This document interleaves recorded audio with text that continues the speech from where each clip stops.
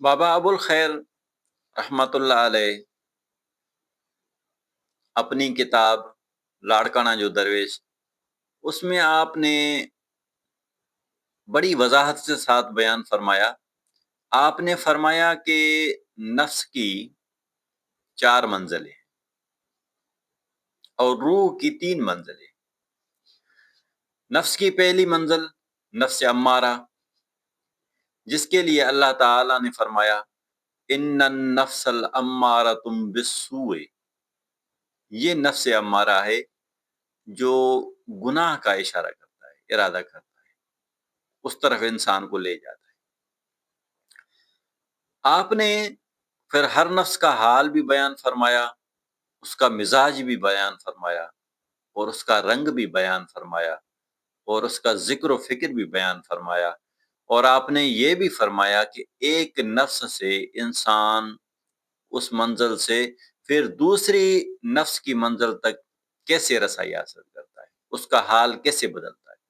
یہ اپنی کتاب میں انہوں نے بڑی وضاحت سے بیان فرمایا۔ میں مختصراً اپنے حال کے حساب سے بیان کر رہا ہوں کہ اللہ تعالیٰ نے نفس امارہ کی نشانیاں بتائی کہ وہ انسان کے اندر گناہ کا ارادہ پیدا فرماتا ہے۔ اب بابا ابوالخیر رحمۃ اللہ علیہ فرماتے ہیں کہ اس کا حال پھر کیا ہوتا ہے؟ آپ فرماتے ہیں کہ اس کا حال یہ ہے کہ اس کے اندر کبر ہوتی ہے، وہ کبھی بھی نچلی شے کو پسند نہیں کرے گا، خود کو اوپر رکھنے کی کوشش کرے گا، اور اس کے اندر بخل ہوتا ہے۔ اب بخیل کس کو کہتے ہیں؟ حضرت سعدی رحمۃ اللہ علیہ فرماتے ہیں کہ بخیل ارچ باشد تونگر بمال، بخیل ارچ باشد زاہد بہروبر بہشتی نباشد بحکم خبر۔ آپ فرماتے ہیں کہ بخیل کس کو کہتے ہیں؟ کہ جو سخی نہ ہو، بخیل کا ضد آتا ہے سخی، کہ جس کے اندر سخاوت نہ ہو، مال کو جمع کرنے کی اس کے اندر عادت ہو، اس کو بخیل کہتے ہیں۔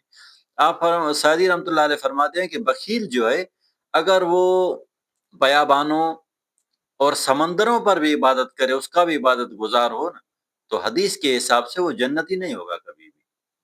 تو بابا ابوالخیر رحمۃ اللہ علیہ فرماتے ہیں کہ جس کے اندر بخل ہو، یعنی سخاوت کرنے کی اس کے اندر عادت نہ ہو، تو یہ بھی نفس امارہ کی نشانی ہے۔ آپ فرماتے ہیں جس کے اندر حرص ہو کہ میرے پاس ہو، دوسرے کے پاس نہ ہو، آپ فرماتے ہیں کہ وہ بھی نفس امارہ کا حال ہے۔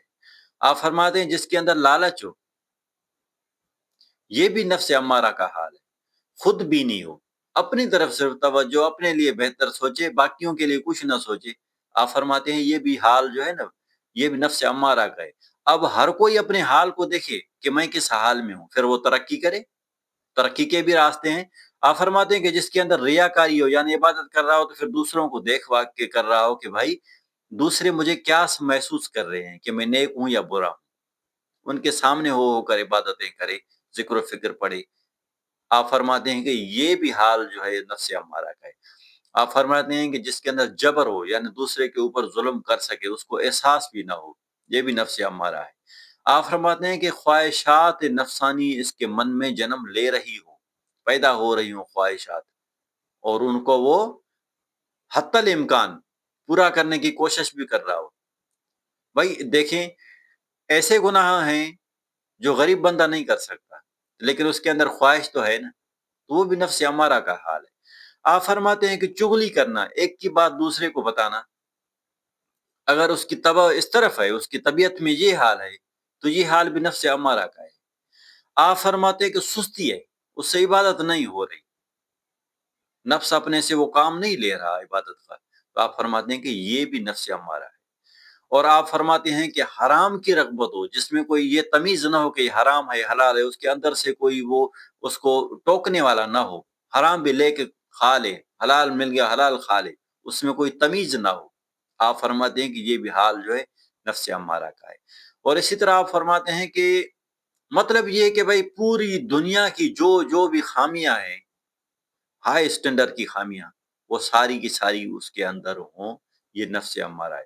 ساری نہ ہوں، کچھ ہوں، کیونکہ ہر انسان کی جو جورسڈکشن ہے وہ علیحدہ علیحدہ ہے نا، تو اپنے حد کے حساب سے اس کے اندر جو بھی خامیاں ہیں، ان میں سے ہیں یا ان جیسی ہیں، یہ سارا کا سارا حال جو ہے نفس امارہ کا ہے۔ آپ فرماتے ہیں کہ پھر اس نفس کا اس حال کی وجہ سے، ان عادات کی وجہ سے، ان خصائص کی وجہ سے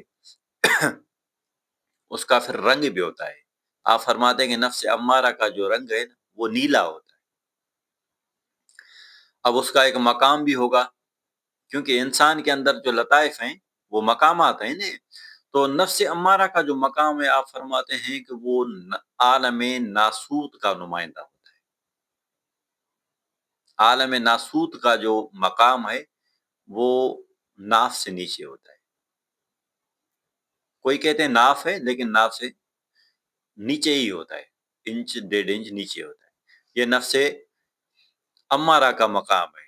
آپ فرماتے ہیں کہ وہ عالم ناسوت سے اس کو رہنمائی مل رہی ہوتی ہے۔ اب عالم ناسوت کیا ہے؟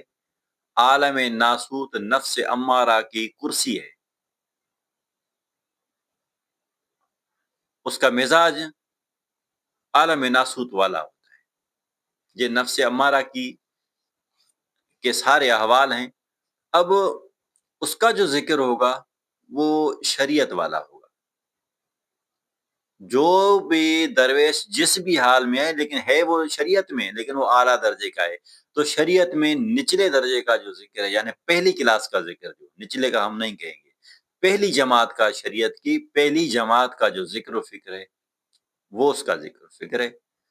اب اس کو جب یہ بندہ پڑھے گا اس انداز سے، اس طریقہ کار سے، جس طریقہ کار سے اس کو اپنے پیر سے تلقین ہوئی ہے، جب اس طریقے سے یہ پڑھے گا تو پھر کرتا رہے گا تو اس کا حال پھر بدل جائے گا۔